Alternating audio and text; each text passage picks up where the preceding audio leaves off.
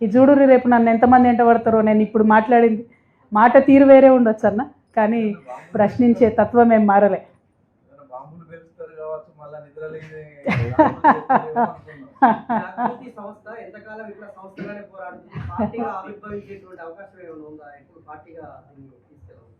అంటే నేను ఇందాకనే అన్నా కదన్న, ఇప్పుడు పార్టీలు ఉన్నాయి, ప్రతిపక్షం ఉంది, మొత్తం ప్రతిపక్షం జూబ్లీ హిల్స్లో ఉన్నది, పాలకపక్షం ఉంది, మొత్తం పాలకపక్షం జూబ్లీ హిల్స్లో ఉన్నది.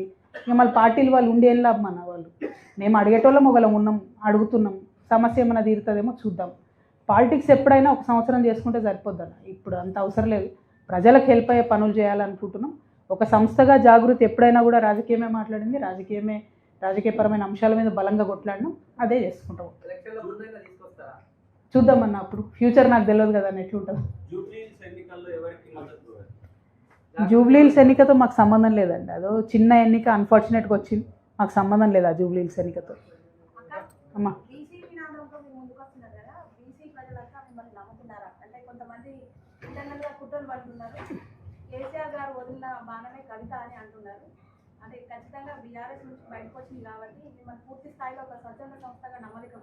మా బీఆర్ఎస్ నుంచి నేను బయటికి రాలే అమ్మ, బయటికి పంపించిరు. బాగా సీరియస్గా ఆలోచన చేసి సస్పెండ్ చేసి బయటికి పంపించిరు, నేను బయటికి రాలే. 1, 2 ఓన్లీ బీసీల కోసం మాట్లాడతలేను నేను, బీసీల కోసం బలంగా మాట్లాడుతూ ఇంకా మాట్లాడుతూనే ఉంటాను. అల్టిమేట్గా బీసీలకు లోకల్ బాడీ ఎలక్షన్స్లో రిజర్వేషన్ అన్నది నా ఫీలింగ్ కాదు. బీసీలకు చట్టసభల్లో రిజర్వేషన్ రావాలి, ఎమ్మెల్యేలుగా ఎంపీలుగా చట్టసభల్లో రాజ్యాంగబద్ధంగా రిజర్వేషన్, అది అల్టిమేట్ లక్ష్యం. దానికోసం మొదటి స్టెప్ లోకల్ బాడీస్లో బీసీలకు రిజర్వేషన్. సో బీసీలకు సంబంధించి జాగృతి కమిట్మెంట్ ఎప్పుడూ ఉంటుంది. మిగతా సమస్యల గురించి కూడా మాట్లాడుతుంది. ఏందన్నా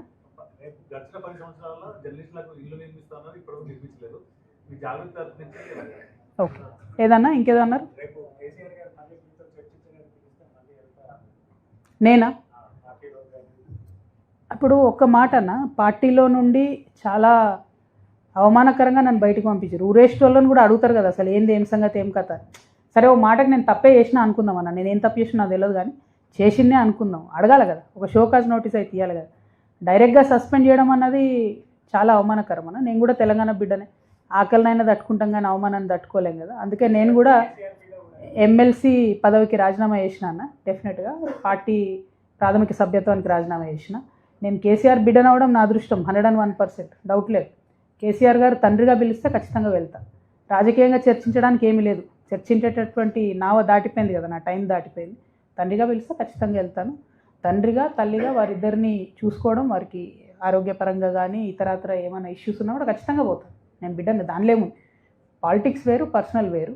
పొలిటికల్గా మాత్రం బీఆర్ఎస్ పార్టీతో నాకు ఎటువంటి సంబంధం లేదు. Thank you. మేడం, జనం కోసం ఇంతగా పరితపించే మీరు 10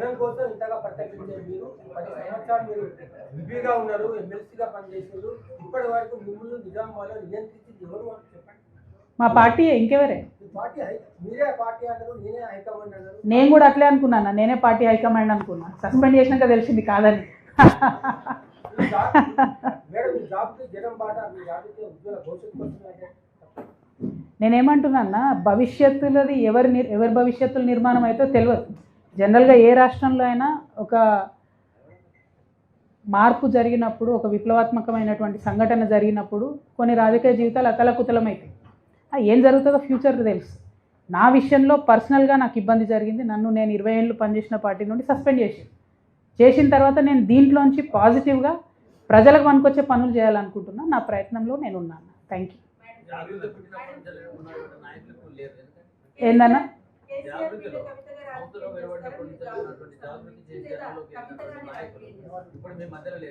ఇప్పుడు ఒక జరుగుతుంది అన్న ఒక్కొక్కసారి. ఇప్పుడు నన్ను పార్టీలోకి వెళ్ళి సస్పెండ్ చేసినప్పుడు అందరికీ ధైర్యం ఉండదు కదా అన్న, తట్టుకొని నిలబడి ధైర్యం ఉండి ప్రజల కోసం పనిచేద్దాం అనుకుంటే వాళ్ళు ఉన్నారు. లేదు, కాదు, కూడదు, మనకెందుకు గోడ అనుకునేటోళ్ళు పక్కకు జరిగింది.